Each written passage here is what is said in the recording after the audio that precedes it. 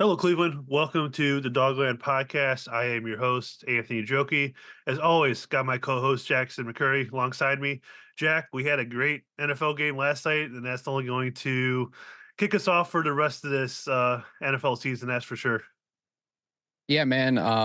Got off to a great start, like you said. Chiefs and Ravens was a hell of a game. Came right down to literally the last play of the game, and it took a toe to decide it. But if that's any indication of how this NFL season is going to go, uh, it's going to be a great one, and hopefully things get started off on the right foot, literally for the Cleveland Browns this Sunday. Man, nice reference right in there. So not only that, we got another game tonight too. We got the Eagles and the Packers in Brazil. So that should be a fun one. But obviously, we are here to talk about the Cleveland Browns and the Dallas Cowboys meeting at Huntington Bank Field in downtown Cleveland for game number one of 17. And obviously, we have a lot to discuss over that. But let's take a look at the Dallas Cowboys here. Last season, they went 12-5, lost in the wild card round to the Green Bay Packers. Um, Obviously, they won the division last year, but losing in the first round to Green Bay, obviously a huge disappointment. And they come into this season with, as it seems like they do every year, with intentions of making it back to the Super Bowl for the first time in a very, very long time. Is this team built to be able to make a long postseason run like that? Oh, I think so, but there's a lot of uncertainty. Entering the season for them. I mean, you got Dak Prescott who's on the final year of his deal. CeeDee Lamb was on the final year of his deal, but got extended last week. Mike McCarthy is on the final year of his coaching contract. They only brought in Mike Zimmer on a 1 year deal to be defensive coordinator. But when you look at the team as a whole, I think they are primed uh, to potentially make a Super Bowl run. You know, Dak is one of the top quarterbacks in the league. CeeDee Lamb's one of the top wide receivers. They have Brandon Cooks. They got a great defense led by Micah Parsons and Trevon Diggs. They lost Ron Bland last week, and he'll be out for the first few weeks of the season, which will be a hit to their secondary. But they're a great team. They're in a tough division. Obviously, when you get the Eagles in their division, the NFC conference as a whole is tough. But I think they are primed to make a deep run. We both had them go into the playoffs. Uh, but it's just a matter of can they finally get over the hump? It's been a long 28 years since they have been to the Super Bowl. Jerry Jones keeps trying. God bless him, even to try to get another Super Bowl back to Dallas. But they have all the tools to do so. It's just a matter of going out there and executing it over the course of this season. It kind of seems like, they have been the Browns in some sense, right? It always seems like it's either one thing or another. Whether it's the botch snap on the field goal by Romo, or other things like that. It just seems like they're always one thing away from finally getting over that hump. Yeah, I mean, they have had so many twists and turns, and there's been years where I have thought that they were going to go. I think one time in the last like 5 or 6 years, I predicted them to win the Super Bowl, and then it just wasn't a good season.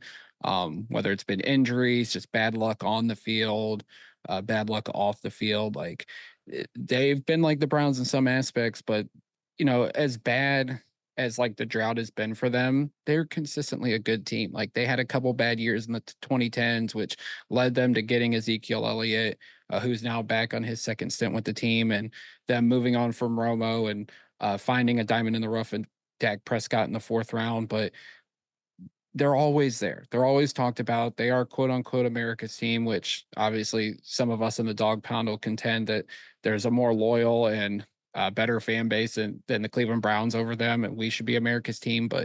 And Jerry Jones is always going to keep them in the headlines, whether it's for the good or the bad. He always finds a way to keep this team relevant and interesting, even if they're not that good. Maybe the biggest question for them is that they have two rookies starting on the offensive line. Their first round pick, Tyler Guyton, playing left tackle, that will get to go up against Miles Garrett this weekend. And then center Cooper Zabibi, Yeah. that they drafted in the third round. So they have two guys at two premium positions there that are going to have to contend with a lot. this weekend against the Browns. Yeah, I mean, we've discussed all week on the podcast who's going to be the left tackle for the Browns, and we got some more clarity just before we started recording. The Steelers reshuffling their offensive line. Some guys went out the door. Tyron Smith, who was a longtime left tackle, moved on. He's with the Jets now. They drafted Guyton, who they're hoping can be the next left tackle for the next 10 years or so, much like Smith was. And you mentioned BB starting at center. Those are two important positions. The Cowboys have gotten younger on the offensive line, drafting Tyler Smith a couple years ago. He's their left guard. Zach Martin is still there, the consistent all pro guard, future Hall of Famer there. And you still got Terrence Steele, who's a veteran at right tackle. So they're coming into an unknown situation. Tyler Guyton's having to go up against Miles Garrett in his first start.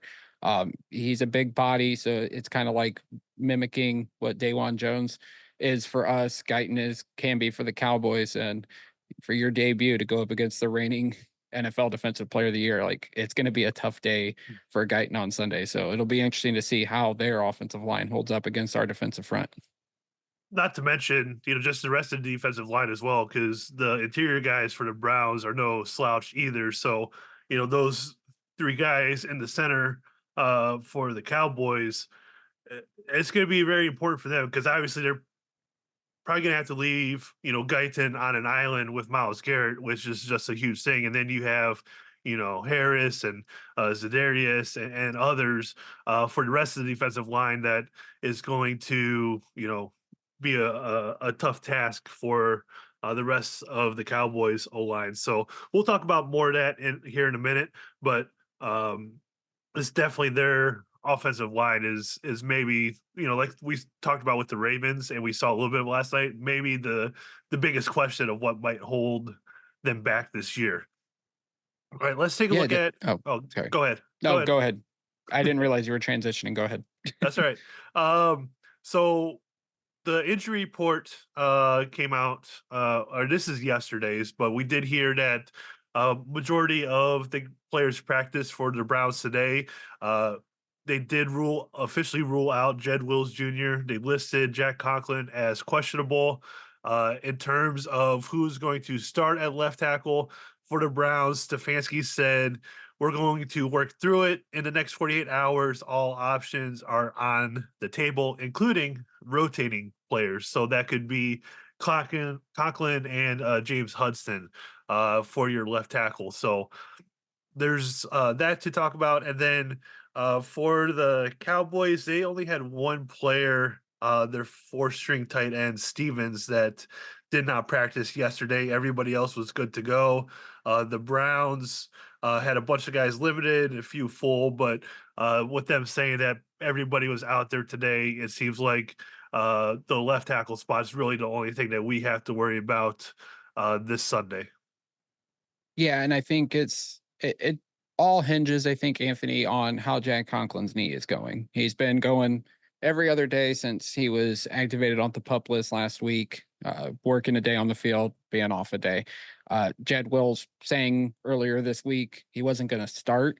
We kind of figured that he wasn't ready quite yet because he just started practicing this week. So probably looking at more next week against Jacksonville or week 3 is probably the target for Jed Wills to make his debut. But it, it's still interesting to see what's going to happen there. I would imagine, as things stand right now, Hudson's probably going to start, but it all depends on how Conklin can go. If his knee is strong enough to where he can play 65 snaps on Sunday, then you roll out with him because he is better than James Hudson. There's no question about it, regardless of Conklin having to switch over to the left side. But if he can only give you a limited amount of snaps, you roll with Hudson. Maybe you sprinkle Conklin out there as like a six extra lineman, taking Akins off the field, and you have Njoku up there as an extra blocker as well in certain situations. But I would fully be prepared. James Hudson's going to be our starting left tackle this week because maybe Jack Conklin just isn't fully ready yet to go a full game amount of snaps. Yeah, it's definitely tough, and either one they got to go up against Micah Parsons, so it's definitely not an easy task. for anybody that they're going to throw out there, but we'll see what the official thing is in terms of who the Browns will start at left tackle coming up on Sunday. I would imagine that kind of transitions right into our keys to the game. So let's look at a few different things here. Obviously, the Dallas defense is something that is very strong. How do you feel this Browns offense? And we kind of can leave the left tackle thing, and Michael Parsons out of it since we've discussed it already. But how do you think, as a whole, the Browns offense will be able to contend with the Dallas defense? I think they can play well. I think the fact that we have a good amount of talent, an array of talent on the offensive side. The running game I'm very unsure about coming into the weekend. I just don't know what you're going to get out of Jerome Ford and Deontay Foreman, Pierre Strong against this Dallas defensive front. But I feel like in terms of the receivers, and you even throw in David Njoku there, like their linebackers, they've had to, shuffle the linebacking room in Dallas a lot. Eric Kendricks is there, and he's been consistently a good pro, whether it was Minnesota or with the Chargers. But in terms of the corners, like Deron Bland is out. So I think that's an advantage for the Browns. They're starting a fifth round rookie, Kalen Carson, opposite Trevon Diggs. Jordan Lewis has been there for a while. He'll be in the nickel. So I feel good about having Cooper, Judy, Elijah Moore, and Njoku against their secondary. I think they're going to expose some mismatches there. If Bland was out there, I'd be a little nervous just because you have two solid corners back there. Now you just have to really focus in on Diggs, who's still one of the top corners in the league. So I think the advantage bodes well for, Cooper, um, David Njoku, Elijah, or not Elijah Moore. Jerry Judy, I think, is the X factor here. The Browns traded for him in the offseason, extended him right away, which I think was a surprise. I personally wouldn't have done it just because I don't trust Judy yet. He's been okay during his career, but the Browns extending him, I think, shows that they have a lot of high hopes for him. So hopefully he comes out and shows his true potential that he had coming out of Alabama. But I do feel pretty good about our receivers against their secondary for sure, given the injuries to the Cowboys secondary. So I forgot to mention this when we first started the podcast, is that we launched a YouTube channel, and you can go and see that at youtube.com/, at the Dawgland. And what we put on there to start was a Madden simulation. And one of the things I wanted to talk about is where the Browns were successful in the simulation is Jerry Judy with certain routes, as well as Jerome Ford out of the backfield. Ford did a really nice job in the simulation out of the backfield. Do you think that that's something that the Browns could utilize on Sunday? Is these passes out of backfield, especially if you have the Dallas defense focusing on Cooper, Judy going down the field, and then having Njoku and Ford on the underneath routes. Absolutely. I think last year, and given there's a scheme change on our offense that I think we're all kind of anxious to see how it's going to be, because I don't think we saw the full thing in the preseason because nobody played. But having Jerome Ford, using him as a receiver, worked last year.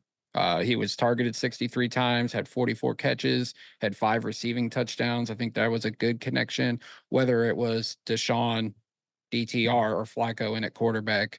Utilizing Jerome Ford out of the backfield, I think, was a great thing that the Browns did, and hopefully they carry that over in Ken Dorsey's offense. But yeah, Jerry Judy, you can line him up on the outside, you can line him up in the slot. I think he's very versatile as a wide receiver, and I think the Browns are going to exploit that. I think all our receivers are like that. You can use Cooper, Elijah Moore, or Jerry Judy, either inside or outside, and you can even do that to a degree with David Njoku just because of the big frame that he has. So I think they're going to try to use some mismatches to mess with the Cowboys defense. It'll be interesting to see what Mike Zimmer's game plan is, because obviously Kevin Stefanski worked under him in Minnesota, but this isn't Stefanski's offense.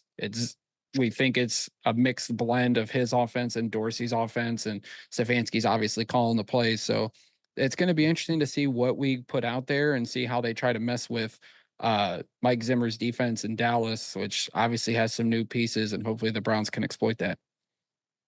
One of the things that was successful for Dorsey and Buffalo was the quarterback run. How do we feel that could be utilized early on with Deshaun Watson? I think that's what they need to do. I think, you know, Dorsey talked on Thursday saying that Deshaun does things that no other quarterback in this league can do. I'm very curious at how that statement was and how they're going to elaborate on it because, there's so many great talented quarterbacks in this league and Deshaun does some things very well, extending plays with his legs, being able to scramble, but there is quarterbacks around the league that can do that even better than Deshaun. But I do think they're not going to hold back. Stefanski said there's no limitations. Deshaun echoed that as well in his press conference earlier this week. So I would expect we still see the same Deshaun that's going to extend plays with his legs, being able to take off and run. He did that pretty well last year when he's healthy and was able to play in the games last year. So I do think they're going to utilize the run game.